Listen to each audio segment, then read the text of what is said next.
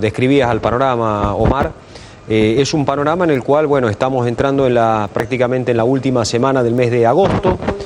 La semana pasada las proyecciones ya indicaban que durante este mes el Banco Central iba a vender alrededor de 1.000 millones de dólares en un nivel de reservas que está bastante, te diría yo, escueto. Las reservas en el Banco Central son en realidad el único que sabe el valor de las reservas del Banco Central es el presidente del Banco Central. Bueno, ayer Roberto Kachanowski decía que entre 5.500 y 6.000 millones lo único que tiene de reserva. Exacto. Y hay preocupación por a ver qué se hace con el dólar. Así es. Lo que se sabe es que las reservas serán 5.000, 7.000, 8.000 millones, no sabemos exactamente. Lo que sí se sabe es que el Banco Central está vendiendo. Desde hace 3 meses va subiendo la cantidad de dólares que tiene que vender. Mes a mes, en julio vendió 600. Estamos hablando del nicho de la venta de 200 dólares por mes. De los 200 dólares por mes. Cada vez ha comprado más gente dólares y por lo tanto lo que se está viendo es que en este contexto de pérdida de lo que tiene que ver con las reservas de libre disponibilidad que se llaman, el dólar va subiendo en sus distintas versiones. Sabés que en la Argentina tenemos distintas cotizaciones del tipo de cambio y lo que hemos visto en las últimas semanas es precisamente ese comportamiento. Las proyecciones están indicando que durante el mes de agosto se venderían alrededor de 1.000 millones de dólares. Por lo tanto, hay preocupación de cómo hace el gobierno para poder, bueno, frenar todo este drenaje de reservas que está produciendo. Y yo te diría la desconfianza. Acá hay un problema de confianza, porque como vos decías, el problema es que todavía desde el punto de vista macroeconómico no tenemos en claro la hoja de ruta, es decir, cómo sigue todo esto, porque claro, la pandemia ha hecho destrozos en la economía a nivel internacional y por supuesto también en la Argentina. Pero bueno, el problema es que todo lo que tiene que ver con ese contexto que ha llevado a que la Argentina tenga que imprimir cada vez moneda, cada vez más, bueno, no es lo mismo. ¿Y se sabe cuánto emite por mes? ¿Esa información solamente también la conoce el Banco Central o se difunde? No, se difunde. Prácticamente la Argentina está en una velocidad crucero llamarle así, de emisión aproximadamente que está superando los 1.000 millones de pesos por mes. O sea, se van acumulando precisamente porque hay que asistir a las provincias, hay que asistir a los municipios, a las empresas, se va emitiendo moneda y eso va repercutiendo en la inflación en la medida en que no hay confianza. Entonces, lo que están preguntándose los agentes económicos es, bueno, además de estas, vos sabés que el gobierno anunció hace ya cosa de 40, 50 días atrás, probablemente unas 60 medidas. Después dijo 100, pero todavía no se anunció. Pero no se anunció. Lo que se está anunciando, bueno, recién escuchábamos, es el Procrear, pero eso va a estar financiado también con emisión monetaria, porque precisamente el problema es que no hay forma de que el gobierno tenga otro tipo de financiamiento. No puede subir los impuestos, no puede, por supuesto, emitir deuda todavía en los mercados de crédito internacionales,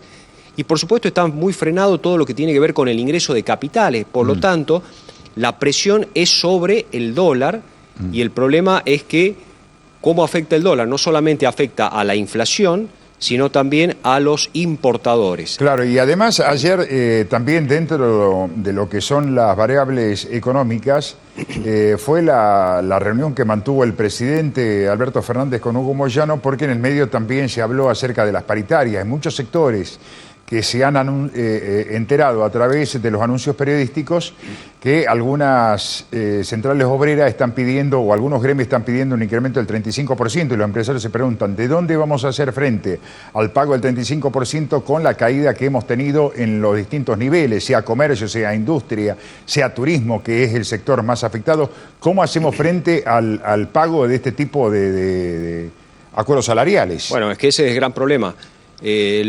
Todo lo que tiene que ver con la tasa de inflación que vamos a ver en la medida en que empiece a reactivarse la economía, a lograr cierta normalidad, vamos a ver, me parece, incrementos precisamente en los precios y por supuesto el poder adquisitivo va retrasándose. Entonces vienen, como bien decís, los reclamos salariales por precisamente tratar de que la inflación no siga reduciendo el poder de compra del salario. El problema es que no hay prácticamente ventas, hay empresas que están vendiendo 25-30% menos del año pasado, y es muy difícil hoy por hoy para el empresario, para el que tiene un comercio, para la pequeña y mediana industria, poder afrontar ese tipo, digamos, de requerimiento. Por lo tanto, Omar, el cuadro económico y social empieza a ser delicado en la medida, bueno, hay una expectativa, sabés que el viernes es el plazo de lo que tiene que ver con la reestructuración de la deuda.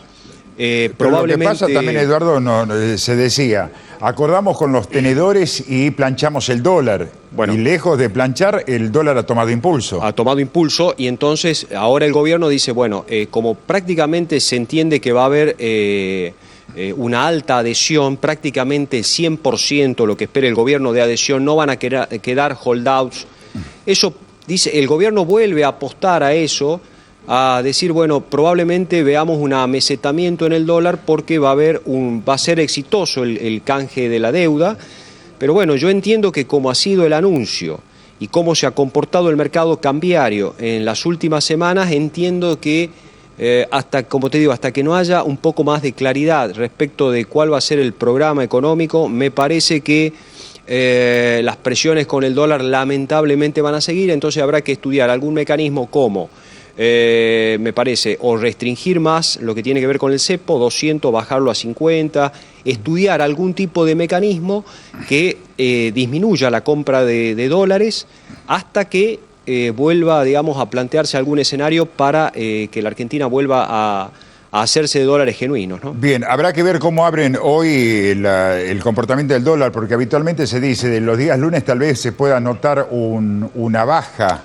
Así es, sí. Y repuntar hacia mediados de semana. Hoy es el día que nos puede marcar qué semana vamos a tener desde el punto de vista económico. Sí, seguramente la apertura de los mercados en la jornada de hoy puede marcar alguna tendencia, la última semana prácticamente operativa del mes de agosto, pero como te digo, las presiones sobre el dólar, podrá haber algún día, un par de jornadas en las cuales el dólar muestre algún tipo de amesetamiento, pero el problema es la tendencia y el problema es darnos vueltas y saber efectivamente que las reservas de libre disponibilidad están cayendo, y eso es lo que está básicamente preocupando sobre todo al mercado cambiario y la incidencia que tiene todo eso, sobre todo en los precios, que es lo que estamos conversando, porque si vos ni yo compramos dólares, pero el problema es que eso se va a los precios, sí, y se va a las expectativas de mayor devaluación. Entonces acá el problema fundamentalmente pasa por aquietar las expectativas de devaluación para que eso no repercuta en el resto de los precios de la economía, ¿no? Bien, Eduardo, ¿crees que el gobierno va a suspender la compra de $200 mensuales o no?